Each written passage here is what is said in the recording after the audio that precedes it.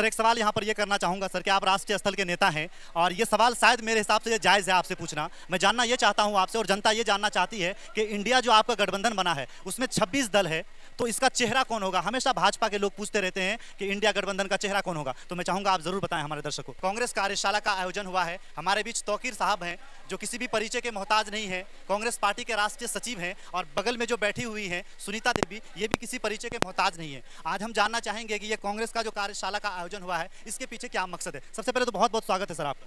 बहुत शुक्रिया, आपके चैनल का भी स्वागत है। सर ये कांग्रेस का जो कार्यशाला का आयोजन हुआ है इसके पीछे क्या मकसद है सर? देखिए, कांग्रेस विचारों की लड़ाई लड़ती है। जो नफरती विचारधारा आज देश पे कब्जा किया हुआ है, जो लोग अंग्रेज़ों के लड़ाई के वक्त गद्दारी की थी, जिन लोगों ने अंग्रेज़ों का साथ दिया था, आज वो लोग दुर्भाग्य से देश के सत्ता में काबिज हैं।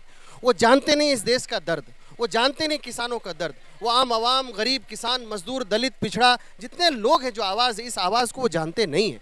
इसकी आवाज़ आदरणीय राहुल गांधी जी है। और किस तरह से एक षड्यंत्र करके आदरणीय राहुल गांधी जी की सदस्यता रद्द की गई, उनका घर खाली कर गया, लेकिन आखिर में न्याय मिला।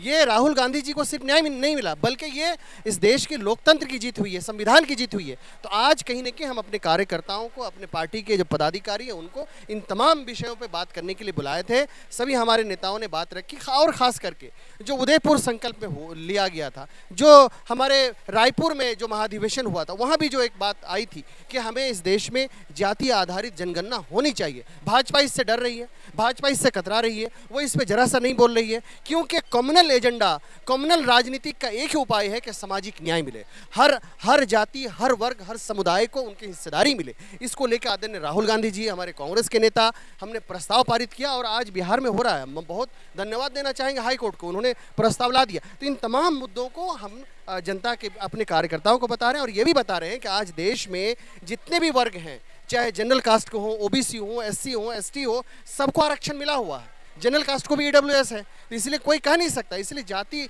आधारित आरक्षण बहुत जरूरी है, ताकि जो है इलाज, ताकि बीमारी समझ में आए कि कहाँ बीमारी है, कौन जात, कौन समुदाय पीछे रह गया है, उनको किस तरह आर्थिक रूप से, सामाजिक रूप से, राजनीतिक रूप से उनको हिस्सेदारी दी जाए। तो इन तमाम मुद्दों पे अलग अलग नेताओं ने बात की और एक बहुत सकारात्मक एक माहौल बना है। हमारी लड़ाई भाजपा और भाजपा के विचारों से है और उस लड़ाई के लिए अकेले कांग्रेस नहीं है, इंडिया का एक गठबंधन बना है और उस गठबंधन के माध्यम से हम लोग लड़ाई लड़ेंगे और हम लोग लड़ेंगे भी और हम लोग जीतेंगे भी। सर एक सवाल यहाँ पर ये करना चाहूँगा सर कि आप राष्ट्रीय स्थल के नेता हैं और ये सवाल शायद मेरे हिसाब से ये जायज़ है आपसे पूछना। मैं जानना ये चाहता हूँ आपसे और जनता ये जानना चाहती है कि इंडिया जो आपका गठबंधन बना है उसमें 26 दल है, तो इसका चेहरा कौन होगा? हमेशा भाजपा के लोग पूछते रहते हैं कि इंडिया गठबंधन का चेहरा कौन होगा, तो मैं चाहूँगा आप जरूर बताएं हमारे दर्शकों को। देखिए, आज के डेट में भाजपा और उसके विचारों को रोकने के लिए चेहरे की जरूरत नहीं है, एक से एक चेहरा है। हम कांग्रेस के लोग हैं, कांग्रेस से कार्यकर्ता हैं, कांग्रेस वालों से पूछिए तो सब राहुल गांधी हमारे चेहरे हैं, है ना। अलग अलग पार्टी के हो सकता है कि उनके भावना अलग हो, लेकिन असल मुद्दा है कि विचारों की लड़ाई, उस विचार के खिलाफ कौन कौन लोग हैं, सब शामिल हो गए हैं। चेहरा कोई बड़ी चीज़ नहीं है। और ये जो परिवार है, गांधी परिवार है, ये कभी सत्ता के पीछे भागे नहीं है। आपको याद होगा, ये पूरा सत्ता चल करके सोनिया जी के कदम में आ गई थी, लेकिन उन्होंने त्याग दिया। उन्होंने ये गांधी परिवार कहीं ना कहीं त्याग, बलिदान, तपस्या के लिए जाना जाता है। तो ये सत्ता के मोह माया से ऊपर उठ गया। ये देश के लिए लड़ाई है, देश को बचाने के लिए, संविधान को बचाने के लिए, उसकी सुरक्षा की लड़ाई है। तो चेहरा बड़ी चीज़ नहीं है, लेकिन आम जनता की, जो कांग्रेस के लोगों के सभी की भावना है कि जो आदरणीय राहुल गांधी जी जिस साथ, जिस ईमानदारी के साथ, जिस मेहनत के साथ, जिस लगन के साथ लड़ाई लड़ रहे हैं, यकीनन वो तो एक बेहतरीन चेहरा है। बाकी जो गठबंधन के लोग और हैं, सब लोग बात करके तय होगा, वो चुनाव के बाद हो सकता है तय हो।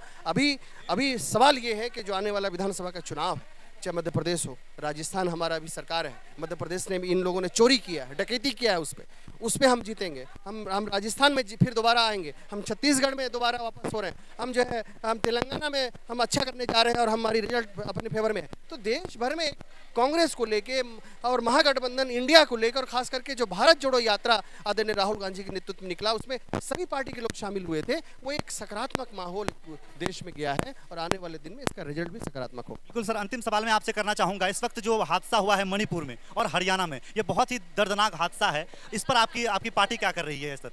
भाजपा के लोग नफरत की खेती करते हैं और नफरत के माध्यम से ही वो राजनीति करते हैं और उसके जिंदा मिसाल मणिपुर है, हरियाणा है। किस तरह से उनकी विचार, एक जो अफसर है उसके दिमाग में आ गए, किस तरह से ट्रेन में खोज करके 3 मुसलमान को मारा गया, यकीनन दर्दनाक है। एक उनमें एक मीना जो उनके अफसर है उनको भी गोली मार दी गई। तो वो साफ बोलते हैं कि आपको देश में रहना है तो मोदी मोदी कहना होगा, इस तरह की बातें। तो ये जो नफरत है, ये नफरत कहीं ना कहीं भर दिया गया है। इसको ख़त्म करना ही कांग्रेस और जो विपक्षी दल इंडिया है उनका एक ही मकसद है कि ये नफरत को ख़त्म होना चाहिए। किस तरह से दर्दनाक हादसा हरियाणा में हुआ, जो एक स्टेट है उसकी जिम्मेदारी है कि कोई भी यात्रा आए उसका अच्छे ढंग से लॉ एंड ऑर्डर को मेंटेन करे। तो लॉ एंड ऑर्डर को मेंटेन करने में वो फेल हुई, वो इल्ज़ाम दूसरे पे लगा रहा है। उनके मुख्यमंत्री जी खट्टर जी बोल रहे हैं कि पुलिस नहीं रोक सकती। कितनी शर्म की बात है, आप स्टेट के मुख्यमंत्री हैं, आप कहते हैं पुलिस सबकी सुरक्षा नहीं दे सकती है, तो आप छोड़ दीजिए, इस्तीफा दे दीजिए। इसका मतलब सरकार फेल है। तो ये डबल इंजन की सरकार जहाँ जहाँ है डबल नफरत फैलाते हैं,